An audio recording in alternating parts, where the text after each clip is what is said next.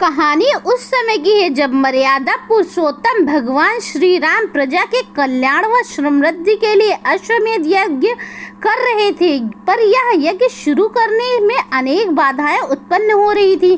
सीता जी की अनुपस्थिति को तो उनकी स्वर्ण प्रतिमा से पूरा कर दिया, परंतु अब आवश्यकता थी एक उपयुक्त घोड़े के चयन की। समस्या यह उत्पन्न हुई कि किन योग्यताओं के आधार पर घोड़े का चयन किया जाए। जी हाँ दोस्तों, आज मैं आपको अश्वमेध यज्ञ का घोड़ा कौन था उनके बारे में कहानी बताऊंगी। कहानी पसंद आए तो चैनल को सब्सक्राइब करिएगा और लाइक करिएगा कहानी को। तो चलिए आगे बढ़ते हैं। राज पुरोहितों व मंत्रियों की सहमति से यह निर्णय लिया गया कि सभी घोड़े आपसी विचार विमर्श से यह तय करें कि उनमें से सबसे अधिक योग्य घोड़ा कौन सा है। इस बारे में विचार करने के लिए देश विदेश से ज्ञानी बुजुर्ग व अनुभवी घोड़ों की एक सभा बुलाई गई। सभा में मारवाड़ी, भूटिया, काठियावाड़ी, स्पीति, मणिपुरी आदि हर नस्ल के हर वर्ण के घोड़े मौजूद थे।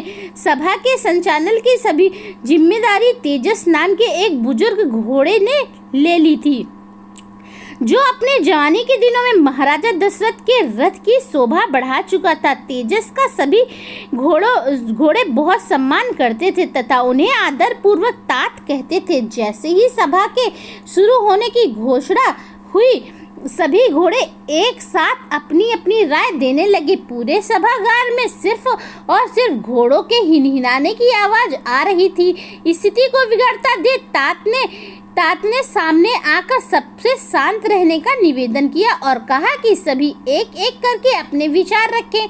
इतने में एक घोड़ा चिल्लाया कि सफेद घोड़ा ही राजसी कार्यों के लिए योग्य है, अतः यह सुयोग्य सफेद घोड़े का चयन करना चाहिए। इतना सुनते ही बाकी सब घोड़े बौखला गए और एक दूसरे को भला बुरा कहने लगे। तात ने सबको शांत करते हुए बोला, हमारे विचार से प्रतियोगिता 2 चरणों में होगी।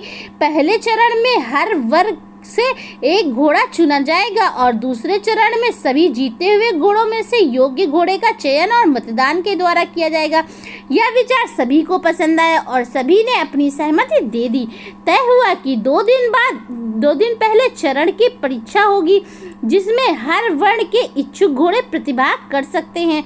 सभा समाप्त हो गई और सभी घोड़े वापस चले गए। साथ ही पूरे राज्य में इस प्रतियोगिता की मुनादी करवाई गई ताकि हर किसी को पता चले और कोई भी योग्य उम्मीदवार ना छूटे। नियत दिन पर पहले चरण की प्रतियोगिता का आरंभ हुआ, जिसमें पहले सभी घोड़ों की दौड़ प्रतियोगिता हुई। इसके बाद उनकी बुद्धि के आकलन हेतु एक लिखित परीक्षा हुई, जिसमें अलग अलग परिस्थितियों में उनकी प्रतिक्रिया पूछी गई और अंत में उनके रूप का और स्वभाव का भी आकलन किया गया।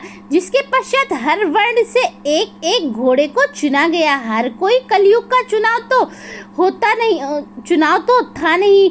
किसी भी अयोग्य अनपढ़ प्रत्याशी को चुनाव में खड़ा कर दे और उसे विजयी भी बनाए। यह एक मौका था घोड़े को अपनी योग्यता सिद्ध करने का। इसीलिए वह चाहते थे सर्वोत्तम घोड़ा उनका प्रतिनिधित्व करे और वह कोई गलत फैसला नहीं लेने चाहते थे। शायद यही सोचकर श्री राम ने यह काम घोड़ों को सौंपा था और यह विचार सत्य भी साबित हुआ। अगले दिन विजयी प्रत्याशियों की घोषणा कर दी गई। विजेताओं में काले रंग का घोड़ा पवन, सफेद घोड़ा चेतन और सिलेटी रंग का घोड़ा तपन व चित्तीदार घोड़ा में से भुवन और आदि शामिल थे।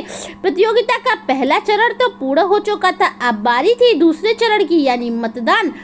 यह पहली बार था जब घोड़े मतदान करने वाले थे, अतः उन्हें इस बारे में कोई ज्ञान नहीं था। सभी सोच रहे थे कि मतदान कैसे होगा। सभी के चेहरों पर उभरी हुई चिंता की लकीर देखते हुए तात बोले कि सबसे पहले एक जनसभा का आयोजन होगा, जिसमें सभी प्रत्याशी सामने आकर अपनी योग्यताओं का प्रदर्शन करेंगे और बताएंगे उनमें से क्या खूबियां हैं, जिसके आधार पर उन्हें चुना जाएगा। उनको तर्कों के आधार पर सभा में मौजूद अन्य घोड़े निश्चित करें कि कौन ज्यादा योग्य प्रत्याशी है और किसे मत देना चाहिए। मतदान के लिए हर प्रत्याशी के रंग के अनुसार अलग अलग रंग के संदूक रखे जाएंगे। लोगों को जो भी प्रत्याशी पसंद आए उस रंग से मिलते संदूक में अपना मतपत्र डाल दे, जो उसे पहले ही मिल जाएंगे। हर घोड़े को हरे रंग व हर घोड़ी को लाल रंग का मतपत्र मिलेगा। हरे रंग के मतपत्र की गणना 1 होगी व लाल रंग के मतपत्र को 2 मतों में के रूप में गिना जाएगा। ऐसा करने के पीछे मंशा यह थी कि पुरुष भले ही अधिक बलशाली हो, परंतु स्त्रियों की बुद्धि अधिक होती है और वे सही गलत का निर्णय लेने में अधिक सक्षम है। इस बात का भी सभी ने समर्थन किया। सफेद घोड़ा चेतन सोच रहा था कि उसके वर्ण की जनसंख्या सबसे अधिक है और वह सबसे अधिक मत होंगे और वही विजयी होगा, और उसे जनसभा की कोई खास तैयारी नहीं की। वहीं दूसरी ओर काला घोड़ा पवन बहुत ही धीर, गंभीर और समझदार था। उसे पता था भले ही उसके वर्ण की जनसंख्या कम है, परंतु वह अपनी योग्यता से सभी दल का दिल जीत लेगा। जब जनसभा का दिन भी आ गया, सबसे पहले भुवन की बारी आई, जो एक सफेद घोड़ा था पर उस पर काले रंग के धब्बे थे। उसने कहा, मैं सफेद और काले दोनों वर्णों को दर्शाता हूँ, अतः मुझे ही चुना जाना चाहिए। उसके बाद सफेद घोड़े चेतन की बारी आई तो उसने बोला, सफेद रंग स्वच्छंदता व शांति का प्रतीक है। सफेद रंग का घोड़ा ही राजसी घोड़ा होता है और हमारी जनसंख्या भी सर्वाधिक है, अतः मुझे ही विजय होना चाहिए। अंत में काले घोड़े की बारी आती है। पवन ने कहा, रंग के आधार पर किसी भी घोड़े को चुना जाना उसकी योग्यता अपमान होगा। आप सभी को मुझे इसलिए चुनना चाहिए कि मैं वर्ण जाति से ऊपर उठकर समस्त अश्व प्रजाति का प्रतिनिधि बनूं।